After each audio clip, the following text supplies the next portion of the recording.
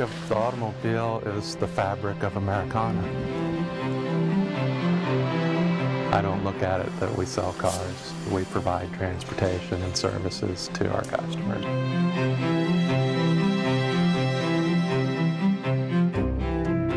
The tools, the atmosphere, the product.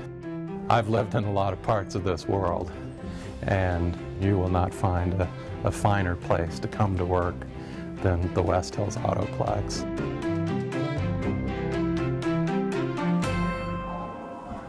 1949 is ultimately when our company's legacy gave birth, when Chuck opened up his first used car dealership down in downtown Bremerton on 6th Street.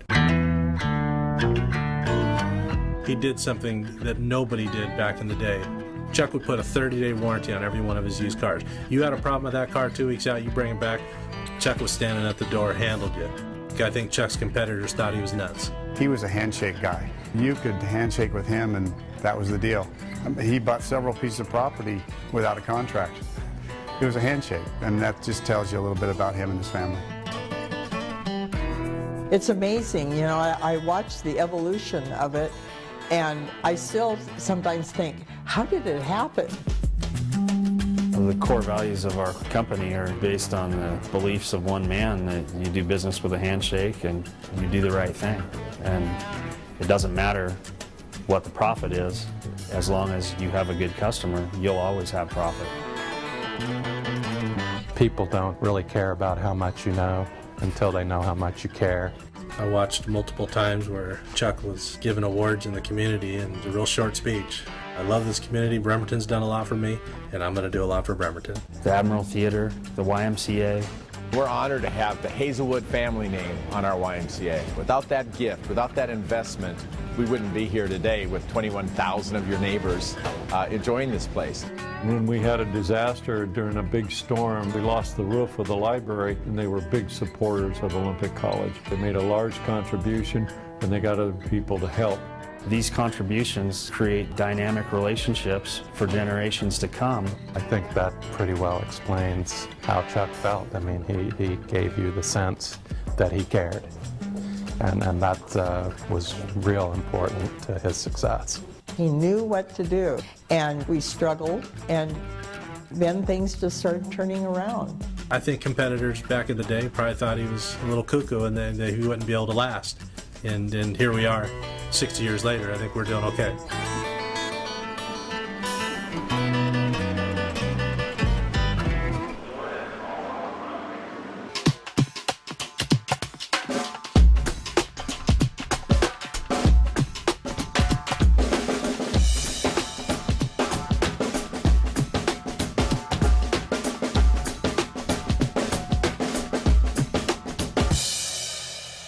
In 1957, Ford came into our lives with the biggest failure in its history, the Edsel.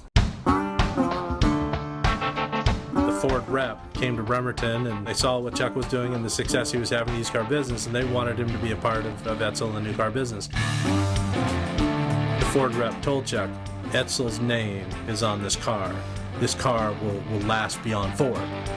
2 years into it, he's out of it, and that was his first taste in the new car business. His thoughts were, I'm not touching that new car business again. I'll do fine just selling my used car share.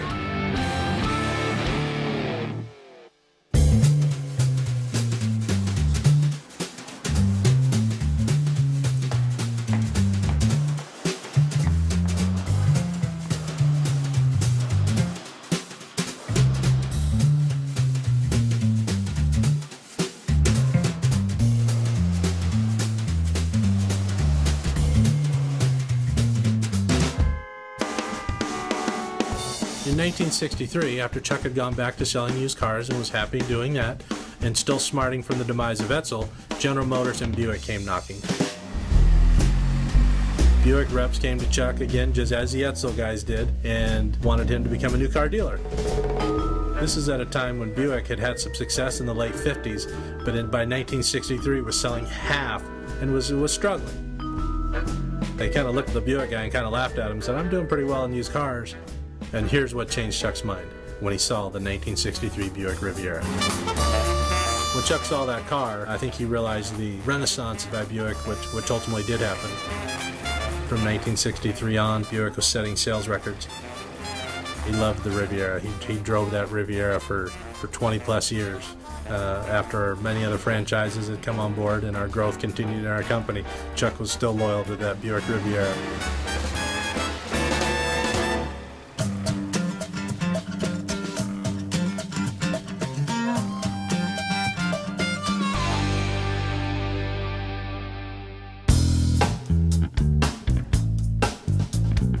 So Chuck's back in the new car business, and we have the same success we were having with used cars due to the same principles: customer first, quality, and it brings a component to our organization that we hadn't previously had, and that's facilities. There was a national feature article in 1969 on our first facility that Chuck built from the ground up on Kitsap Way, talking about the unique architecture, the Buick Wildcat frame that hung in his waiting area, the amenities that were provided for the employee and for the customer, a place for our customers to come and do business that's comfortable, inviting, cutting edge. It was state of the art in 1969. It started this component of success of our company that we still strive and live with today, and taking great pride in our facilities. This isn't the real car business. This is an uncommon environment that you will never find a duplicate of in our industry. Our facilities go well beyond what our competitors consider a nice facility. You build a name in the community, and that name in the community is gold in Bremerton, and the gold standard really is Haselwood Auto Center.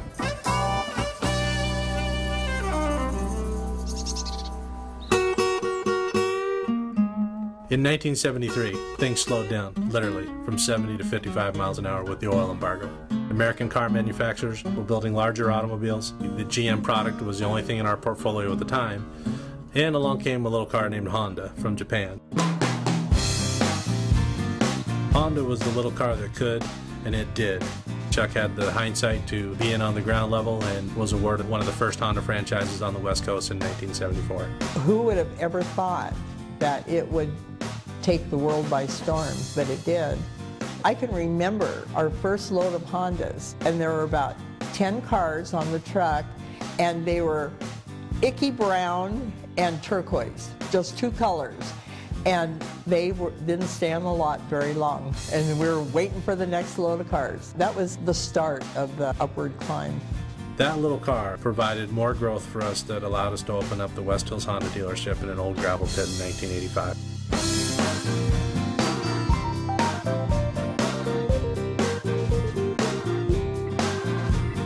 In 1988, I had just recently graduated from college with a degree in accounting. I had never thought of myself being in the car business. I knew about it, I understood it and what Chuck did, but I had other ideas. He was going to be an accountant, and Chuck talked to him one day about, do you think you'd ever be interested in coming back and working at the dealership? And I remember Rick looked at him, he said, I thought you'd never ask. I jumped into the fold and started running the Buick store and got knee-deep in the operations from that point forward. He learned, and he learned quickly. And Chuck let him, talking about giving someone a lot of rope. He let him bring in new ideas. He let him do things that he probably would not have done. I worked in finance, worked in all the different departments of the dealership, and just got a taste for all of them. I'd go to war with Rick any day. He puts in the time, he puts in the effort. He's a smart guy. He understands the business extremely well.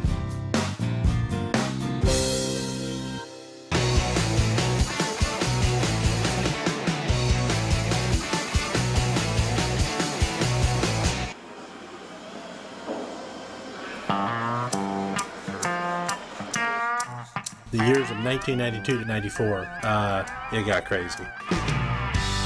In 1992, we acquired the Toyota franchise and placed it into the Buick location. In 94, we acquired the Kia franchise. We were one of the first 25 Kia dealers in the country, and then went on a facility binge where we built 2 facilities simultaneously. We built the new Buick Pontiac GMC truck store, in the Autoplex, and we also built a standalone Toyota dealership in the Autoplex. And above us now, where the West Hills Chrysler Jeep store is, was a gravel pit, a working gravel pit with dump trucks coming up and down the streets. And where the Heartland Toyota store sits currently was a Coca-Cola distribution plant.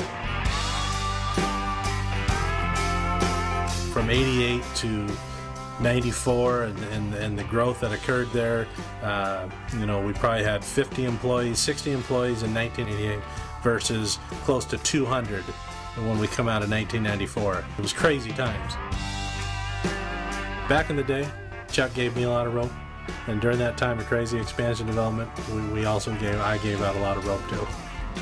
We needed people in place that understood our vision, Chuck's vision, my vision. I had to get some good players and guys that had been in our company, understood what we were all about, that went out and executed how we want to execute.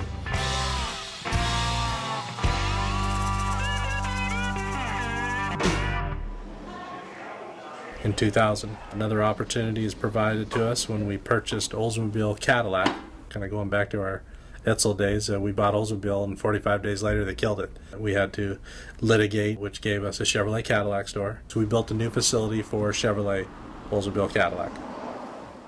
About 2003, with the huge growth of Toyota, we knew something had to happen here. Toyota was in the smallest facility in the Autoplex, and we built a brand new Toyota facility that opened up in 2007.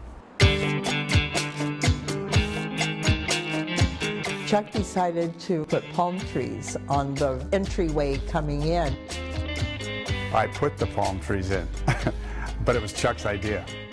Why are there palm trees everywhere? When you see palm trees, you think of the beautiful ocean and the white sand beaches, and you're warm and you're having a wonderful time. And we want you to have a wonderful time when you come to our dealership. Palm trees have been Chuck's idea forever because trees that are green leaves drop in the winter, and palm trees don't drop anything. He had to fight with the county over it. They said palm trees were not native to the Northwest and that we couldn't use them, and he fought them. When we first put those palm trees in the auto center, that was the front page news. These things won't live, they'll die, there's too much rain, and it was perfect. They all look good, don't they?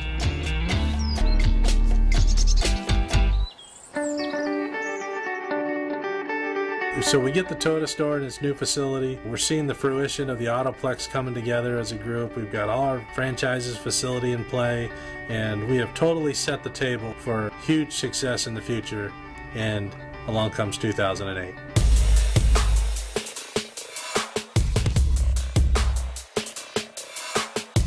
"2008 was a topper. We were in uncharted territory where we had to do some things in a quick fashion to provide for the future of this company. We combined the GM operations. We ended up securing Dodge. We put them all into one facility. Chrysler, Jeep, Dodge all together. It became a beautiful thing. And we were well set up with little debt, and it provided us the opportunity to continue our legacy.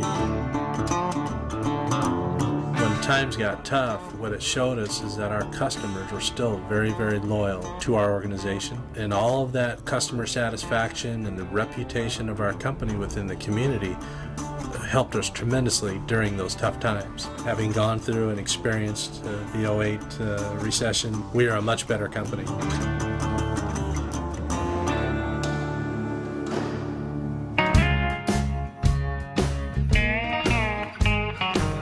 When you look around our company, here's what you're going to see every day. You're going to see people who come to work expecting success with integrity, treating fellow employees with respect and integrity, and providing quality customer experiences on a daily basis wherever you are on the front lines, sweating the small stuff. We have individuals that were lot attendants, started selling cars for us, and worked their way up through the ranks and sat in multiple positions and understand wholeheartedly what we're all about, understand the rules of engagement. People really understand what's going on here. It's a smaller community, word gets out quickly, it gets noticed. The bar's a little higher in terms of your conduct, how you handle yourself, and how you treat your customers. So I think you always have to understand that working in Kitsap County. Let me tell you what I want for you. I want you to realize in your career everything that you ever dreamed possible, and a couple things you haven't even thought of yet. This culture will envelop you in growth and change, and that change is dynamic, and it will make your life everything you want it to be. What does this company look like 10 years from now? I know what the company looks like from the standpoint of how we're going to do business, how we're going to treat people, how we're going to treat our employees, and what our facilities are going to look like. I know what the company is going to look like in that regard. How big it is, maybe we take this model that we've created here in Bremerton and we go plant it in another city. It is my intent that we are definitely a growth company. When Rick tells you that the best is yet to come, that he has visions of things that we haven't yet seen, you better believe it's coming true.